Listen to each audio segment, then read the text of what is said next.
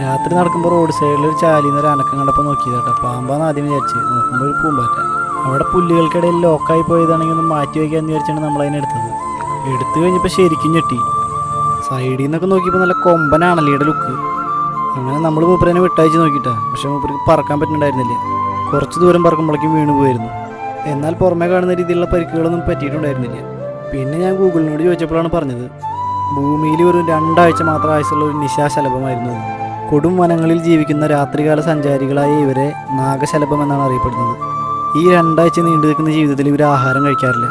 പുഴുവായിരിക്കുന്ന സമയത്ത് ഇവർ ആഹാരം കഴിച്ചതിൻ്റെ ഊർജ്ജം ഉപയോഗപ്പെടുത്തിയാണ് ഈ 2 ആഴ്ച ഇവർ ജീവിക്കുന്നത്. ഈ ഈന്തപ്പനയുടെ ഇല പോലെ 2 കൊമ്പ് പോലത്തെ സംഗതികൾ ഇതിൻ്റെ തലയ്ക്ക് മുകളിലുണ്ട് കേട്ടോ.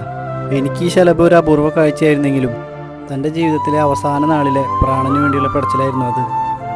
അറിയില്ല, ഈ ജീവിതത്തിന് മുമ്പിൽ നമ്മളൊക്കെ എത്ര ഭാഗ്യവാന്മാരല്ലേ.